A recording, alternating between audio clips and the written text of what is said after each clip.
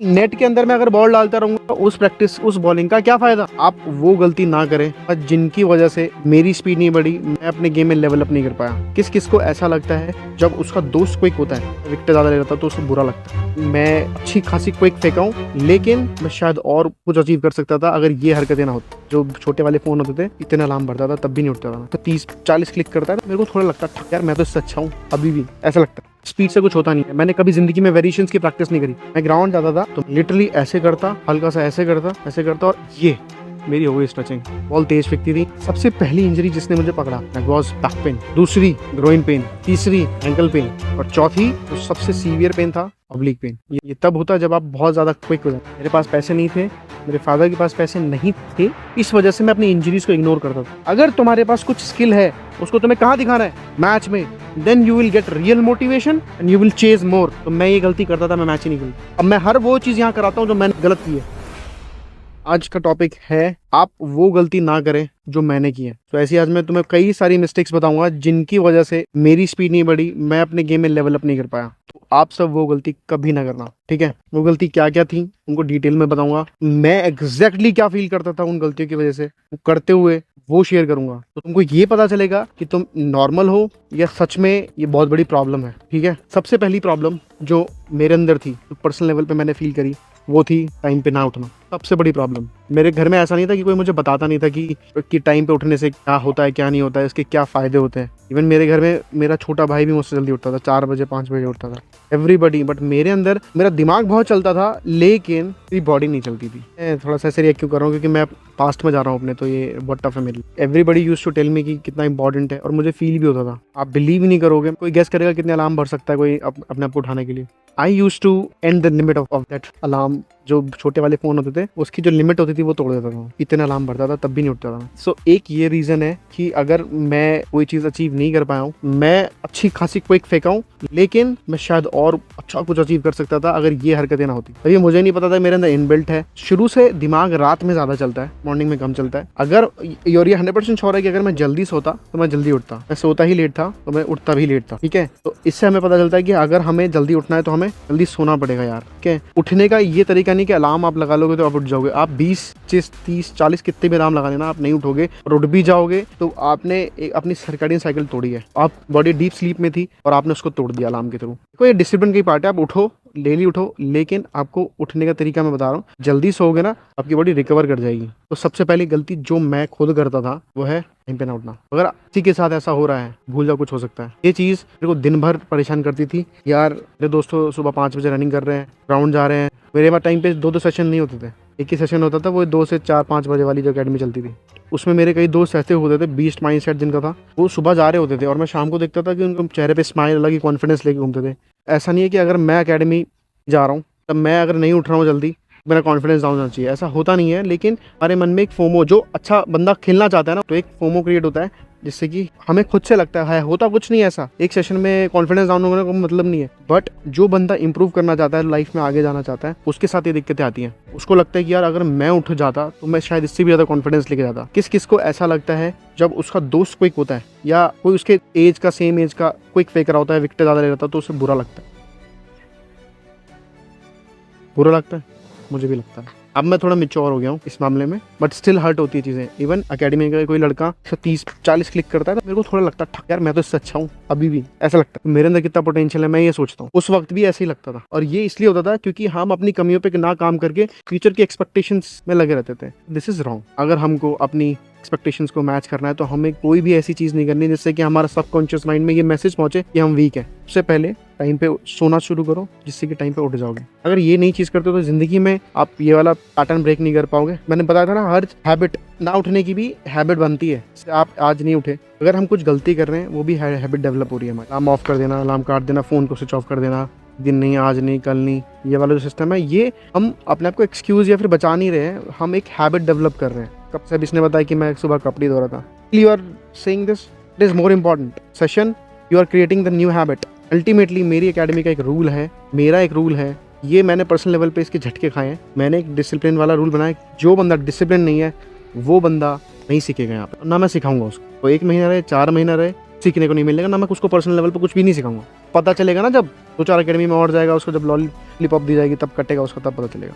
Number 2, जिसकी वजह से हमारे अकेडमी में सबसे ज़्यादा इंजरीज अभी चल रही हैं, वो है वार्म अप। मैं ग्राउंड जाता था लिटरली, मैं अगर सावन की एज में, मुसब्बिर की, किसी भी छोटे बच्चे की एज में जब 16-17 साल थी, तो मैं लिटरली ऐसे करता, हल्का सा ऐसे करता और ये बस इतना करना था मेरे को, मेरी हो गई स्ट्रेचिंग, आ जाओ। बॉल तेज फेंकती थी, सब कुछ होता था। एक सर्टेन एज तक ये हुआ, उसके बाद सबसे पहली इंजरी जिसने मुझे पकड़ा दैट वाज बैक पेन, दूसरी ग्रोइन पेन, तीसरी एंकल पेन, और चौथी जो सबसे सीवियर पेन था ऑब्लिक पेन। तब होता है जब आप बहुत ज्यादा क्विक हो जाते हैं, अपनी औकात से बाहर क्विक हो जाते हैं, या तुम्हारी बॉडी खत्म हुई पड़ी है। तो वार्म अप करने से सबसे पहली चीज, आपकी लाइफ आगे बढ़ेगी। आपकी अगर आपकी 10 साल की लाइफ है क्रिकेट की, वो आप बढ़ा सकते हो। देसी प्लेयर पहले हुआ करते थे और वो बहुत ज्यादा क्रिकेट एक्सट्रीम लेवल पे नहीं खेलते थे, परफॉर्मेंस देते थे, लेकिन एक्सट्रीम, आपको जो भी प्लेयर खेलते हुए दिख रहे हैं वो एक्सट्रीम परफॉर्मेंस दे रहे हैं, उनके हिसाब से बेस्ट कर रहे हैं, ठीक है, और उसका उनको पैसा मिल रहा है। तो अगर आप वार्म अप सही से करोगे तो आप अपने करियर की लाइफ बढ़ा सकते हो, अपने प्रैक्टिस करने की लाइफ बढ़ा सकते हो। जितनी ज्यादा प्रैक्टिस उतनी ज्यादा इंप्रूवमेंट, उतनी जल्दी खेलने के चांसेस।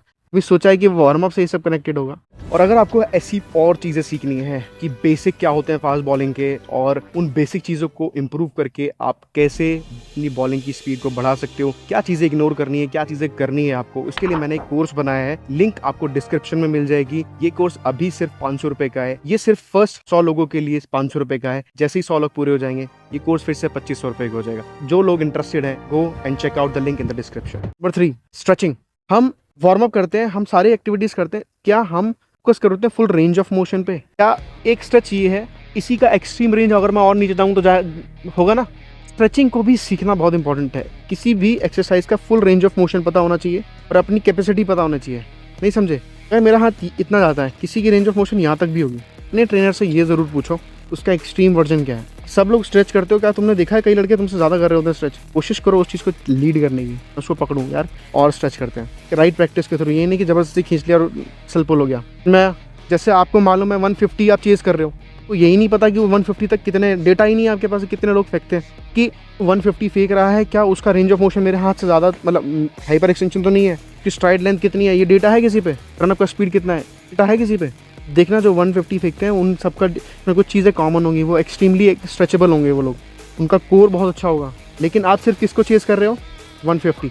आपको चेज़ करना चाहिए 150 वाले बंदे के ट्रेड्स क्या होते हैं। बता सकता है कोई क्या होता है? अगर कोई 150 फेंक रहा होगा, ऑब्जर्व किया है ऊपर कहीं भी? हाँ बता। उसकी भी मतलब बॉडी लेवल भी प्रैक्टिस अच्छी होती है, तो एक्सट्रीम लेवल पे कोई एक ऐसा ट्रेड बता। मोबिलिटी अच्छी है, स्ट्राइड अच्छी है, मोबिलिटी, स्प्रिंट का टाइम अच्छा होगा, आर्म स्पीड बहुत अच्छी होगी, बायोमैकेनिक्स अच्छे होंगे, हाँ बायोमैकेनिक्स तो ऑब्वियसली अच्छे ही होंगे, फ्लेक्सिबिलिटी अच्छी होगी तभी वो लंबे टाइम तक फेंक पा रहा है। दूसरा, उसकी डाइट भी अच्छी होगी। अगर डाइट नहीं अच्छी होगी तो ज़्यादा दिन तक नहीं फेंक पाएगा। हाइड्रेशन अच्छा रखता होगा, नेचुरली हाइड्रेटेड रहती होगी बॉडी, या कुछ होगा ऐसा स्पेशल, फास्ट फिश फाइबर होगा। तो हम क्या चीज़ कर रहे हैं? सबसे बड़ा मिथ क्या है? That we are focusing on speed, that 150 what we have to focus on, कि वो 150 के लिए क्या क्या ट्रेड्स हैं, उनमें से ब्रांचेस निकाल दो। ऐसे करके 150 में से ब्रांचेस निकालो।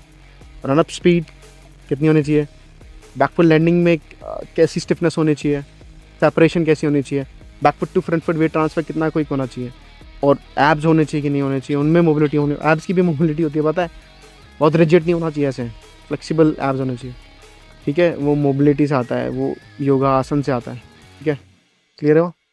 Number 3 and which is very very important, जो मैं गलती करता था, ओवर ट्रेनिंग विदाउट रेस्ट। उसमें कई एग्जाम्पल्स हैं, we have this guy, we have a lot of guys, मैं बता नहीं सकता। देखो, ओवर ट्रेनिंग वही करेगा जो पैशनेट है, ओवर ट्रेनिंग सबसे होती भी नहीं है। लेकिन जैसे मैं इस एग्जाम्पल में जब भी करता था, मुझे लगता था कि मैं सबसे ज़्यादा करूँ, और सबसे ज़्यादा करने का मतलब था कि मैं बहुत ज़्यादा पैशनेट था, क्योंकि मुझे पता था कि मैं उनसे जो आ रहे हैं वो सुबह भी आ रहे हैं, लेकिन मैं सुबह नहीं आ रहा, तो मैं जब जाऊँ तो बहुत ज़्यादा कर दूँ। जब मैं बहुत ज़्यादा कर रहा था तो मैं क्या कर रहा था? बिना रेस्ट के बहुत ज़्यादा ओवर ट्रेनिंग। ये पता लगाना बहुत ज़रूरी है कि हमें कितने रेस्ट की ज़रूरत है, एक राइट रेस्ट भी इंपॉर्टेंट है। तो इसीलिए हमारी एकेडमी में क्या करते हैं, हम लोग सेशंस डिवाइड कर देते हैं, तो उसके बीच में अपने आप रेस्ट मिल जाता है हमको। आ रहा है ना सबको समझ में? और ये चीज़ डायरेक्टली लिंक्ड है आपकी परफॉर्मेंस और इंडिया खेलने से। समझ में आ रहा है? कोई बता सकता है कि बॉडी क्या इंडिकेशंस देती है अगर हम ओवर ट्रेनिंग कर रहे हैं? Can anyone tell me? हाथ खड़े करो ऐसे यार, पढ़े लिखे बंदे हो। एनीवन?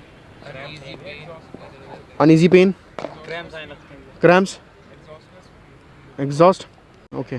तो ये सारे रीजंस हैं जिनकी वजह से हम पता लगा सकते हैं और इन सब के लिए एक रेमेडी भी है। अगर आप डिहाइड्रेटेड हो, पानी, समझ में आ रहा है? अगर आपको क्रैम्प्स आ रहे हैं, hydration and flexibility, mobility, sleep, diet में क्या ले रहे हो, वेजिटेबल्स खा रहे हो कि नहीं खा रहे हो, या फिर कार्ब्स और प्रोटीन पे ही हो आप, वाइटामिन्स ले रहे हो कि नहीं ले रहे हो, ओमेगा फैटी एसिड्स ले रहे हो कि नहीं ले रहे हो, घी भी खा रहे हो कि नहीं खा रहे हो, ठीक है। नेक्स्ट, मैं कोई भी सेशन करता था, कुछ भी करने जा रहा था, मैं ऐसे ग्राउंड में घुसा, सपोज पर मैं एंट्री कर रहा हूँ ग्राउंड से, मैं ग्राउंड से एंट्री कर रहा था, हबड़ दबड़ में रहता था, वार्म अप करना है, फिर हाथ खोलने हैं, फिर सीम चलानी है, फिर बॉल डालनी है, ये था मैं। और बॉल बहुत तेज़ डालनी है, बस इतना था। लेकिन मैं ना सेशन को प्लान करता नहीं था, उसकी इंटेंट सेट नहीं करता था पहले कि आज के सेशन से मैं क्या निकाल के लेके जाऊँगा। समझ में आ रहा है? आप सब लोगों ने चेंजेस लाए और अंदर कौन कौन ये चीज़ कर रहा है कि आज क्या पॉजिटिव निकाल के ले आ सकते हैं, या कुछ प्लान रहते हैं, हाथ खड़े करिए। हाँ, तो ये चीज़ मैं नहीं करता था। ये over the period of time मैं आई थिंक 3-4 साल पहले मैंने शुरू की ये चीज़। मतलब अपनी पीक एज पे भी मैं ये नहीं कर रहा था, पीक टाइम पे भी नहीं कर रहा था, सिर्फ तेज उससे कुछ होता नहीं था। When I used to plan my session, अगर मेरे पास ट्रेनर है तो वो प्लानिंग कर रहा है, अगर नहीं था तो I used to plan my session की इंटेंट क्या रहेगी, फील क्या आने वाला है। मैंने हमेशा बताया विजुअलाइजेशन कैसे काम करती है। अगर मुझे इंडिया खेलना है, वो जर्सी से मुझे क्या फील आएगी, फील करना है हमें, वो जर्सी अपने आप मिलेगी। तो आज का जैसे सेशन खत्म होगा तो वाव फील आनी चाहिए, ये मैं सोच के आया कि वाव, ऐसी नॉलेज दूंगा कि वाव फील आएगा सब। सेम जब ये मैंने करना शुरू किया ना यार, मेरी हर एक्टिविटी में चेंजेस दिखने लगे होंगे। मैं वाव फील करूंगा यार, मैं ये दूसरों को फील करा दूंगा कि हूँ अब मैं, देखो मैं चैंपियन हूँ, देखो मैं तगड़ा हूँ। जब ये चेंजेस आए मेरे अंदर, मैंने लाए यार, मैं सच्ची बताऊँ मेरी लाइफ ही बदल गई, सच्ची बता रहा हूँ। किसी कुछ पूछना है तो बीच में हाथ खड़े कर दीजिएगा। ये करने के बाद इंटेंसिटी तो बढ़ गई, मैंने अपना इंटेंट सेट कर लिया, ये सारी चीज़ें पीछे की धीरे धीरे सही कर रहा हूँ। इंटेंट सब कुछ सही हो गया है, सब कुछ प्लानिंग से चल रहा है, आप लोगों ने भी किया होगा। फिर आता है पुअर न्यूट्रिशन। जब हम अवेयर हो रहे हैं अपनी चीज़ों को लेकर, यार मेंटली मेरे को ऐसा इंटेंट सेट करनी है, नेचुरली बंदा और अवेयर होगा अपने बारे में। तब मुझे ये पता चल गया कि यार मेरे को तो खाने पे तो है ही नहीं, मेरे पास कुछ खर्चा ही नहीं करता मैं तो अपने ऊपर। फिर हर चीज़ मैं नोटिस कर लिया। मैं जब खाना भी खाता था मैं देखता था यार मेरी सब्जी में तो पानी है यार, वेजिटेबल्स होने चाहिए इसके अंदर, और पनीर तो है ही नहीं। Then I used to go for job, tuitions पढ़ाना शुरू किया मैंने, क्योंकि मुझे प्रोटीन और बाकी चीज़ों पर इन्वेस्ट करना था। तो जब अवेयरनेस बढ़ी तो मैंने हार्डवर्क और ज़्यादा शुरू कर दिया टू फीड माई फॉल्ट्स। मेरा फॉल्ट क्या था दूसरा, नेक्स्ट फॉल्ट क्या था, पुअर न्यूट्रिशन। अपने न्यूट्रिशन को फीड करना शुरू किया मैंने, ठीक है। कौन ये प्रोएक्टिवली कर रहा है इसे कहते हैं, सच्ची बताना, मैं लिटरली बता रहा हूँ, कुछ भी कर लेना, कितना भी बड़ा बीस्ट माइंडसेट ले आओ, अगर आपको पता है कि तुम किसी एरिया में पर्टिकुलरली वीक हो and if you are not feeding that, चकमा खाओगे अपनी लाइफ में। मेरा एक क्लाइंट है अभिप्राय, उसको मैं पर्सनल ट्रेनिंग देता हूँ, पूरा सीजन तगड़ा था, अभी ट्रायल है उसका, आज उसका बैक पेन हो रहा है, ठीक है। अगर आपने पीछे की जो चीज़ें बताई हैं इनमें कहीं भी कमी छोड़ दी तो आप ट्रायल में पार्टिसिपेट नहीं कर पाएंगे। मैंने अभी ना अब ऊपर की चीज़ें बताई हैं। सबसे इंपॉर्टेंट जो चीज़ थी, मैं कोल्ड ड्रिंक की बॉटल्स होती थी, पैसे हुआ नहीं करते थे, उनमें पानी लेके जाता था, तो वो इतनी सी बोतल होती थी, और हमें डालना तो 5-5, 6-6 घंटे बॉलिंग। ये उस वक्त यही चलता है, और अभी भी कई जगह ये चलता है, सुबह से लेके शाम तक बॉलिंग। कौन ऐसे करके आया पहले, ऑलमोस्ट एवरी सुबह जब नेट प्रैक्टिस करवाते हो आपको, उतनी सी बोतल, वो भी गर्म हो जाती है। अगर आप उतना पानी पियोगे, फाइबर सारे ड्राई हो जाएंगे, मसल सारे ड्राई हो जाएंगी, क्या होगा, पटाखा फूट जाएगा एक दिन। वो होते हैं असली क्रैम्प्स, ठीक है। वो चीज़ बहुत बुरी है। हाइड्रेशन का मैं ध्यान नहीं रखता था, मुझे मतलब ही नहीं पता था होता क्या यार। अच्छा, मैंने पानी बढ़ा दिया, जब मुझे हाइड्रेशन मतलब पता तो मैंने पानी की 3 बोतलें बनाना शुरू कर दिया, फिर भी क्रैम्प आ रहे हैं। फिर मैंने थोड़ा स्टडी किया तो मुझे पता चला कि हाइड्रेशन होती क्या है। हम जब पसीना आता है, कभी चाटा किसी ने पसीना, नमकीन लगता है, सॉल्ट निकलता है हमारी बॉडी से। जब सॉल्ट निकलना शुरू होते हैं हमारी बॉडी से तो क्या होता है, डिहाइड्रेशन होती है हमें। तो हमें जब सॉल्ट निकल रहा है तो क्या डालना है अंदर बॉडी में, सॉल्ट डालने हैं। सॉल्ट क्या होते हैं, मैग्नीशियम, सोडियम, कैल्शियम, इसी टाइप के सारे सॉल्ट्स हैं हमारे। ये सॉल्ट्स कैसे जाएंगे, थ्रू द एक्सटर्नल चीज़ों की वजह से, इलेक्ट्रॉल, BCAA, EAA, ये सब जो होते हैं, इनके थ्रू हमारा हाइड्रेशन होता है। समझ आया? तो अगर हाइड्रेशन की प्रॉब्लम है तो सिर्फ पानी नहीं बढ़ाना है, ये सॉल्ट्स अंदर डाल देने हैं। ये सब चीज़ें थी जो हर एथलीट, कोई भी स्पोर्ट्स हो, सिर्फ क्रिकेट की बात नहीं कर रहा हूँ, ये कॉमन चीज़ें बहुत लोग करते हैं, जो मैं भी करता था। नाउ कम स्पेसिफिक, जो नेक्स्ट गलती मैं करता था वो था बॉलिंग बायोमैकेनिक्स के बारे में नॉलेज ही नहीं होती मेरे को, एंड अनफॉर्चुनेटली कोचेस को भी नहीं थी। जैसे मेरा एक दोस्त है, इसने बोला यार अकेडमी चलना है इस वाली में, मैं कहा चल भाई, क्योंकि मैं उसको, मुझे आ सकता है उसको ज़्यादा नॉलेज है मेरे से। बॉलिंग मैकेनिक्स की नॉलेज ही नहीं थी। हम बस ब्रेटली को देखते थे तो ब्रेटली का एक्शन कॉपी करते थे, अख्तर को देखते तो अख्तर की तरह भागते थे, डे लिस्टिंग को देखते तो डे लिस्टिंग हो जाते थे, हम भुवी को देखते थे तो भुवनेश्वर जैसे हो जाते थे। तो हमें लगता था ये बायोमैकेनिक्स से कॉपी करना, बायोमैकेनिक्स से मतलब किसने एक्शंस को कॉपी किया, जस्ट टेल मी। कोई पानी लेके आएगा यार मेरे बैग से, एक बंदा पानी लेना, किसने एक्शंस कॉपी किए, हाथ खड़े को। मैंने किए, मैंने बहुत अच्छे लेवल पे किए, दुनिया का कोई बॉलर ही नहीं छोड़ा मैंने तो। जेफ थॉमसन को भी कॉपी किया है, मैं फ्रंट ऑन होते हुए जेफ थॉमसन को कॉपी किया है। एनीवे, जब तक गलती नहीं करोगे तो सही नहीं पता चलेगा। बहुत दिनों बाद पता चला हर इंडिविजुअल यूनिक होता है, कभी भी बनना नहीं चाहिए किसी के जैसा। मैं अपनी गलती बता रहा हूँ। अब तो मैं आज तक मैं वीडियो बनाता था तो तुमको लगता नहीं होगा मैंने कोई गलती की, क्योंकि मैं परफेक्ट साउंड करता हूँ हमेशा। लेकिन इस वीडियो में मैं आपको अपनी गलतियाँ बता रहा हूँ। मैंने हर बॉलर को कॉपी किया है, विच इज़ रॉन्ग। किसी को भी कॉपी नहीं करना चाहिए। कॉपी करने से होता क्या है, आपकी जो नेचुरल बायोमैकेनिक्स है उनमें प्रॉब्लम्स आना शुरू हो जाती है। आप बिलीव नहीं करोगे यार, मेरे बॉल, सच्ची बता रहा हूँ यार, अच्छी खासी दूरी पे कीपर खड़े होते थे, यहाँ कैरी होता था बॉल, वो कुछ दिनों में यहाँ पहुँच गया घुटने पे। वही एफर्ट, वही मैं, और मैं उस ये सब नॉलेज लेके बैठा हुआ था तब तक।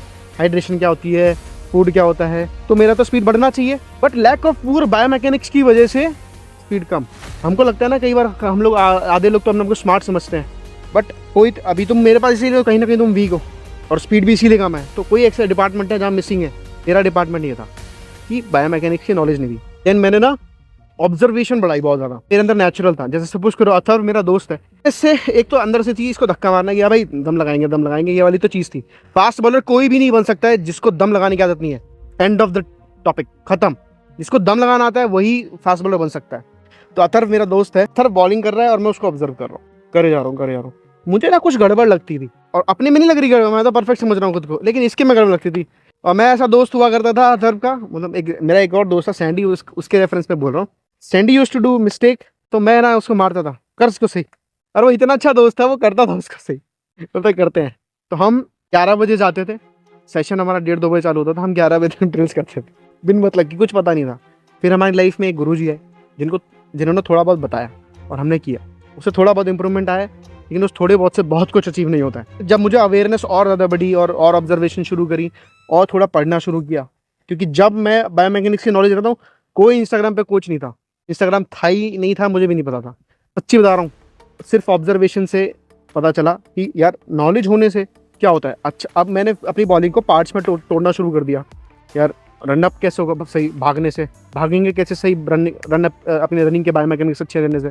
उसके बाद मैंने फिर और ओलंपिक्स के स्पोर्ट्स ट्राई किए कि कैसे कैसे होता है। उसके बाद ये सब पूरी चेंज हो रही, उससे बायोमैकेनिक्स की नॉलेज हुई, और उसके बाद मेरी बहुत तेज़ पेस बढ़ी, बहुत तेज़। तो इसकी नॉलेज भी होना ज़रूरी है, और इसकी नॉलेज रुकती नहीं है, कंटिन्यूस चलती है। आप सबको हर दिन कुछ नया पकड़ में मिलता होगा। इसका वेट ट्रांसफर ज़िंदगी में कभी नहीं हुआ, लेकिन कल इसने फील किया। इसने में सूरज, यस और नो। तो वो कंटिन्यूस प्रोसेस है। तो आता अभी पिछले दिनों में नहीं हो रहा था, तो और कोई फ्रस्ट्रेटेड इंसान तो छोड़ देता, लेकिन जो बंदा नियम से आ रहा है और पागल हुआ पड़ा है, उसको कोई एक ऐसा दिन आएगा जो सब समझ में आ जाएगा, उसको होगा ना, और हुआ भी होगा। और कई लड़कों को फील आती है कि यार ये कुछ ना कुछ गड़बड़ है मेरे इस एक्शन के इस पार्ट पे। जैसे कल सैंडी था, तो मालूम था कि इसके पैर ऐसे चलते हैं, कुछ गड़बड़ है उसके साथ, लेकिन उसको बताने वाला, उस चीज़ को वैलिडेट करने वाला कोई नहीं था। वो होता है एक राइट कोच, वो बताता है कि हाँ यार तेरे गड़बड़ है यहाँ पे, तब उसको कॉन्फिडेंस आता है, आप वो कर देगा। ठीक है, इसको बोलते हैं अच्छी बायोमैकेनिक्स की नॉलेज रहेगी तो स्पीड बढ़ जाएगी। तो ये गलतियाँ आप ना करो, इसलिए डेली आया करो। एंड अनफॉर्चुनेटली अगर मैं इतना समय खुद से फिगर आउट नहीं करता, मेरे पास एक प्रोफेशनल और स्मार्ट कोच होता लाइक माई सेल्फ, पता नहीं मैं क्या कर देता। अपनी ज़िंदगी का 8-9 साल जो ख़राब किए हैं वो नहीं होते। And that's the reason you are spending so much money on yourself, right? I really appreciate that. वो मेरी ज़िंदगी में मेरे पास इतनी औकात ही नहीं थी कि मैं किसी पर्सनल ट्रेनर को हायर कर सकूँ। And being a personal trainer of you all, मैं सच में ये कह सकता हूँ कि आप अपनी ज़िंदगी के बहुत साल बचा रहे हो मेरे साथ। एनीवे नाउ, तो एक प्रोफेशनल ट्रेनर आपकी ज़िंदगी में होना ज़रूरी है। अगर नहीं है तो उससे क्या होगा, साल वेस्ट होंगे, इंजरीज एक्यूमुलेट होंगी, और सही समय निकल जाएगा आपकी ज़िंदगी से। इसीलिए कहते हैं सही समय पे सही चीज़ कर लेनी चाहिए, नहीं तो रिग्रेट रहेगा ज़िंदगी भर। वो मैंने उसके बाद सबसे बड़ी गलती करी, सिर्फ स्पीड से कुछ होता नहीं है। मैंने कभी ज़िंदगी में वेरिएशंस की प्रैक्टिस नहीं करी। तुमने नोटिस किया होगा जो पुराने बच्चों में कभी वेरिएशन नहीं सिखाता, क्योंकि मैंने खुद नहीं सीखे। मैं सिखा तो सकता हूँ पढ़ के और बता के, लेकिन मैंने वेरिएशंस की खुद प्रैक्टिस नहीं करी। तो ये गलती तुम मत करना, तुम्हें वेरिएशंस की प्रैक्टिस करनी पड़ेगी, सिर्फ स्पीड से कुछ नहीं होता। ओके, सब लोग एग्री कर रहे हो? कोई कोच नहीं मिलेगा तुमको जो अपफ्रंट आके बोलेगा कि मुझे वेरिएशंस नहीं आते। मुझे वेरिएशन नहीं आते, मुझे अंदर बाहर और रिवर्स आता है, बाउंसर आता है, यॉर्कर आता है, इसके अलावा कुछ नहीं आता। वेरिएशंस की बात कर रहा हूँ। 3 क्वार्टर बहुत अच्छा है, ये कुछ वेरिएशंस है, वही उन्हीं के ऊपर बात करता हूँ, उन्हीं के ऊपर वीडियो बनाता हूँ। ठीक है, तो स्लोअर कटर, लेग कटर, ये सब जो भी आप सीखना चाहते हो प्रैक्टिस है, उसके जो भी नुआंसेस होंगे मैं बताऊंगा आप खड़े होके। लेकिन उसकी प्रैक्टिस, आप ये कहो कि ये वाली चीज़ें मैं करके दिखा दूँ, वो मेरे से नहीं होगी, ये मेरे को खुद नहीं आती, मैं अपनी हंसी थोड़ा ना उड़ाऊंगा। लेकिन जो पीछे की चीज़ें 5-6 बताई हैं मैंने, बाउंसर, यॉर्कर, 3 क्वार्टर, अंदर बाहर, रिवर्स, ये सब मैं करके दिखा सकता अभी भी। ठीक है, तो ये गलती मत करना कि सिर्फ स्पीड के पीछे पागल हो, अपने वेरिएशंस की तरफ भी ध्यान दीजिए। दूसरा, ये सब तो ठीक है, लेकिन तो उस स्पीड को दिखाऊं कहाँ पे? मेरी एकेडमी में इंडिया प्लेयर्स प्रैक्टिस करने आते थे, आईपीएल प्लेयर्स प्रैक्टिस करने आते थे, रणजी ट्रॉफी प्लेयर्स प्रैक्टिस। और नेट के अंदर मैं अगर बॉल डालता रहूंगा उस प्रैक्टिस उस बॉलिंग का क्या फायदा, अगर वो स्पीड वो वेरिएशंस मैंने मैच में नहीं दिखाए। मैच में होते हैं 25-26 लोग जो अलग अलग लोग होते हैं, उनको प्रूफ करना होता है जाके। उस अभी तुम एक कुएं के मेंढक हो सारे, यहीं पे तुम तेज फेंक लोगे, यहीं वीडियो बन जाएगी, यहीं पोस्ट हो जाएगी, इससे कुछ होगा नहीं होगा। अगर तुम्हारे पास कुछ स्किल है उसको तुम्हें कहाँ दिखाना है, मैच में, then you will get real motivation and you will chase more. जब वो होगा ना तुम पीछे वाली चीज पर और ज्यादा फोकस हो जाओगे। मैं राइट और रॉन्ग? तो मैं ये गलती करता था, मैं मैच ही नहीं खेलता। और वो अब मैं हर वो चीज यहाँ कराता हूँ जो मैंने की गलत की है, मैं यहाँ मैच ही कराता हूँ। खेलो खेलो खेलो ओपन नेट, ठीक है। नेक्स्ट, मैं फील्डिंग नहीं करता था बिल्कुल, बहुत बुरा फील्डर था। मैं सोचता था यार कि बॉलर है, कोई फील्डिंग, पहले एग्जाम्पल भी अच्छा किसी ने सेट नहीं किया था, कोई वो फील्डर बहुत अच्छा पुराने टाइम पे, हमारे टाइम पे, तो ये चीज़ था ही नहीं। लेकिन मैंने कहा कि नहीं यार कुछ तो मिसिंग है। मेरे दोस्त ने मेरे को बोला कि चल भाई इसको कर मेहनत, मेरे दोस्त की वजह से, सैंडी की वजह से, मेरा दोस्त था, अगर वो वीडियो देख रहा है तो थैंक यू भाई। तो उसने फील्डिंग की तरफ पुश किया। आप बिलीव नहीं करोगे, मैं ना ऐसे जब बॉल आती थी ना ऐसे नीचे से निकल जाती थी, मेरा ऐसे इतनी मोबिलिटी नहीं थी कि मैं ऐसे चला जाऊँ। मेरे को ये पता चला कि नीचे वाली बॉल पे ना ऐसे हल्का सा अगर बेंड कर दूंगा नीचे पहुंच गया, इतनी भी अकल नहीं थी। कोई बॉल आ रही है ऐसे और मैं ऐसे ऐसे पकड़ता था उसको, तो पहुंच ही नहीं रहा नीचे, मैंने हल्का सा ऐसे करके बेंड कर लिया, ये सब नुआंसेस हल्का सा ऐसे पकड़ लिया, अभी भी पकड़ रहा हूँ ना, हल्का सा ऐसे पकड़ लिया, ये भी नहीं आता था। Then I started doing practice of fielding, believe नहीं करोगे मैं अलग ही उड़ता था बॉलिंग में, बॉल उड़ती थी मेरी। मैं कहा ये क्या हो रहा है, ये मैं चल रहा हूँ तो फील्ड पे अपने आप ही पैर चल रहे हैं ऐसे ऐसे ऐसे ऐसे ऐसे ऐसे ऐसे। उससे एक चीज हुई, कॉन्फिडेंस, कैप्टन मेरे पे ट्रस्ट करने लग गया, मुझे बार बार मैचेस मिलने लगे, मुझे फ्री मैचेस मिलने लगे, ठीक है। इस स्लिप पे कोई फास्ट बॉलर खड़ा होता नहीं देखा होगा, मैं आई यूज्ड टू स्लिप पे भी करा मैंने फील्डिंग, गली वली सब जगह। जो बॉलर अच्छी फील्डिंग करता है वो अच्छी बॉलिंग भी करता है, क्योंकि फील्डिंग पे मेहनती वो करता है जो थोड़ा फोकस्ड बंदा होता है। तो जो अच्छा बॉलर है वो अच्छा फील्डर भी है, जो अच्छा फील्डर है वो अच्छा बॉलर बन जाएगा, अगर नहीं है तो, क्योंकि उसके तार खुले हुए दिमाग। तो मैं ये गलती करता था, आप लोग वो करने नहीं दूंगा क्योंकि मैंने उसके लिए कोच रखा हुआ है, ठीक है, नहीं तो आपको डांट पड़ेगी। और हम क्या कराते हैं, कोई याद दिलाएगा? मैंने बहुत सारी चीज़ें। ओके नाउ, मेरे पास राइट टाइप की ट्रेनिंग की नॉलेज नहीं थी, मुझे करना क्या है, मैं बॉडी बिल्डर्स की ट्रेनिंग करता था। तो नेक्स्ट गलती ये है कि हमेशा मैंने हाइपोट्रॉफी की प्रैक्टिस करी। हाइपोट्रॉफी मीन्स बड़े बड़े मसल्स। कई बच्चों ने नोटिस भी किया होगा, अभी भी अगर मैं थोड़ा सा भी ट्रेनिंग करता हूँ तो मैं हैवी हो जाता हूँ, चेस्ट वेस्ट बाहर डोले वोले बन जाते हैं। ये पुरानी मसल मेमोरी है मेरी। When I used to do gym, मैं जिम में हैवी बेंच, हैवी बाइसेप ये सब करना, क्योंकि उस वक्त मुझे बताया नहीं था किसी ने। मैं बहुत लेट हो गया जब मुझे पता चला ओलंपिक ट्रेनिंग नाम की चीज़ होती है, कैलिस्थेनिक होता है, प्लायोमेट्रिक चीज़ें होती हैं, योगा होता है, बहुत सारी चीज़ें ऐसी थी जो मुझे नहीं पता थी। मैंने जब उसको पता लगाया, अपनी बॉडी पे अप्लाई किया, भाई आप बिलीव नहीं करोगे, मेरा स्प्रिंट का टाइम 10.52। वेट ट्रेनिंग से कैसे बढ़ सकती है स्प्रिंट टाइम, भागता तो मैं पहले भी था। 10.52, लेकिन उस पर तो ये याद, ठीक है। तो राइट ट्रेनिंग हर बंदे के लिए इंपॉर्टेंट है, जो कि मैं जिम जाके हाइपोट्रॉफी की ट्रेनिंग करता था। कई बच्चे अभी भी हाइपोट्रॉफी को चेज करते हैं, जैसे आकाश पाठक, समटाइम्स मैं देखता हूँ कई बच्चे अभी भी बाइसेप ट्राइसेप कर रहे होते हैं। It's good but not too much, ठीक है। वो ट्रेनिंग करो जो तुम्हें बॉलिंग में हेल्प करेगी। भागना है तो भागने की ट्रेनिंग करो। भागने के लिए कौन से मसल ट्रेन करने हैं? क्वाड्स, हैमस्ट्रिंग, ग्लूट्स, काफ्स, ठीक है। और भागने की मसल को ओवरलोड करो, हार्नेस करो, ओवरलोडिंग करो। मैं क्या गलती करता था, मैं हाइपोट्रॉफी करता था। आप लोगों को वो करने की जरूरत नहीं है। लैक ऑफ गेम अवेयरनेस जिसको बोलते हैं, वो थी ही नहीं। मैं भाग रहा हूँ, मैं स्पीड भी है, ट्रेनिंग भी कर ली है, हाइड्रेटेड भी हूँ, मोटिवेटेड भी हूँ, भाग रहा हूँ, तुगड़ुक तुगड़ुक तुगड़ुक, नहीं बोलते बाउंसर मार दी, फील्डर ऊपर लिखा हुआ है, बाउंसर मार दी, क्या होगा मेरे साथ? छक्का चला जाएगा। इसको बोलते हैं गेम अवेयरनेस। मैं बॉल डालता था, अच्छी बॉल डालता था, तेज डालता था, लेकिन फील्डिंग कहाँ लगानी है, कब एफर्ट ज़्यादा लगाना है, ऑल आउट 10 के 10 ओवर बूम बूम फू फू मुँह से थूक निकाल देता था। This is wrong. आपको कब तेज डालना है, कब स्लो डालना है, ये पता होना जरूरी है। तो आपको आपकी फील्ड लगानी आनी चाहिए। अगर आप अंदर वाला डाल रहे हो 6-3, 6-4 जैसा भी आपको लगाना है, ऐसे बनाया करो। तो गेम अवेयरनेस होना बहुत जरूरी है, वो आती है गेम खेल कर। तीसरी चीज़ जो मेरी सबसे बुरी थी, और ये सिर्फ एक टाइम पीरियड के लिए थी, मैं इसको अपनी, बहुत बुरा नहीं था मैं इसमें, जितने तुम सब लोग बुरे हो उसमें कुछ लोग को छोड़ दूँ मैं, मतलब मेरी मेजोरिटी ऑफ ऑडियंस तो सब बकवास है, जो ऑनलाइन भी हैं और जो मेरे पास भी बैठे हैं, सबके सब ऑलमोस्ट आप सब लोग कंसिस्टेंट नहीं हो। मैं भी कंसिस्टेंट एक पीरियड ऑफ टाइम के लिए नहीं था, चाहे वो कोई भी हो तुम में से। मेरी जिंदगी की सबसे बड़ी डाउनफॉल तभी शुरू हुआ था जब मैं इनकंसिस्टेंट हो गया। ईगो था, तेज फेंकता था, ये मेरे से हल्का है, अबे तो आता क्यों नहीं है ग्राउंड पे आना डेली। उससे क्या होगा, अपने आप को जस्टिफाई करने की जरूरत नहीं पड़ेगी कभी भी, वो देखेगा अलग ही। तो इनकंसिस्टेंट अगर किसी का प्रैक्टिस शेड्यूल है, कुछ नहीं कर सकता लाइफ में। Same happened with me. मेरे को जब मैं ग्राउंड पर रहूंगा ही नहीं, मुझे अपॉर्चुनिटी मिलेगी नहीं। मेरे 2 ट्रायल भी मिस हो गए ऐसे, क्योंकि जिस दिन ट्रायल का फॉर्म भरने होता था मैं ग्राउंड ही नहीं जाता था। अपॉर्चुनिटी किसे मिलेगी? जो प्रैक्टिस शेड्यूल पे एक जैसा रहेगा, ठीक है, समझ में आया। नेक्स्ट जो मुझे लगता है जो मेरी गलती थी, ट्रेनर बैठा हुआ है, मेरे कोच बैठे हुए हैं, मैंने कुछ भी किया, मैं अपनी इंप्रूवमेंट के लिए जा रहा हूँ, तो मुझे तो पूछना चाहिए यार सर मैंने कैसा किया आज, ये भी नहीं पूछता था, फीडबैक लेता नहीं था अपना। फीडबैक कौन नहीं लेता? जो डरा हुआ होता है, जिसके अंदर चोर होता है कि वो प्रैक्टिस पर टाइम पे आया नहीं है या फिर कुछ गड़बड़ है उसके साथ, हमेशा डरा हुआ रहता था अननेसेसरली। आपका कोच आपको खाएगा नहीं।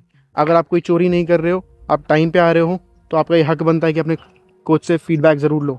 फीडबैक वही लेगा जिसको आगे जाना है लाइफ में। मेरे पास ऐसे कई बच्चे आकर जा चुके हैं, जो आए हैं उनको लगता है कि मैं खुद आके उनको सिखाऊं।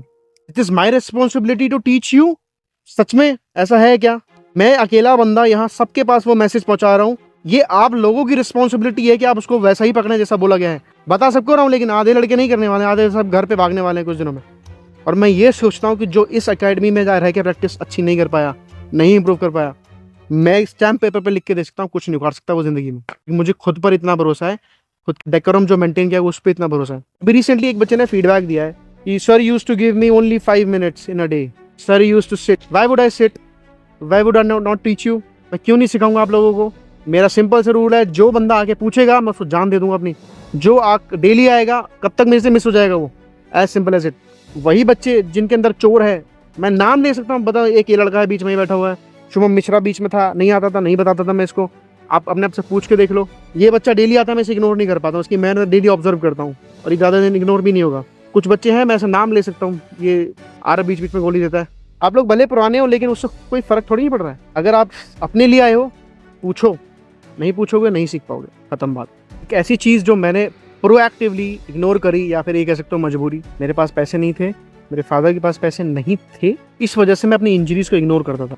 मैं फ्लैट फुट था नहीं, मैं बन गया। तो ये आप एक प्रैक्टिकल एग्जाम्पल है। कई लोग पूछते हैं भैया बॉलिंग क्यों नहीं करते हो, आप जब इतना आता है आपको तो आप बॉलिंग क्यों नहीं करते? मैं 24/7 पेन में रहता हूँ। मेरे पैर नॉर्मल ऐसे, अगर फ्लैट फुट होते हैं ऐसे ही होते ना, मेरे पैर ऐसे भी नहीं है, ऐसे आई हूँ। अंदर एक आर्च लगी हुई है, प्रोनेशन बचाने के लिए बैंड बांधता हूँ ऐसे करके, तब वो सीधे होते हैं। मेरी हाइट के पैरों का साइज कितना होता है? 6 फुट हाइट है, 10, 11, 12 नंबर तो होना चाहिए। मेरा 8 नंबर पैर है, और उससे भी छोटा ही होगा। मैं सिंपैथी नहीं चाहता हूँ, मैं बता रहा हूँ, अगर मैंने इसकी स्ट्रेंथनिंग कर ली होती या किसी फिजियो को दिखा लिया होता।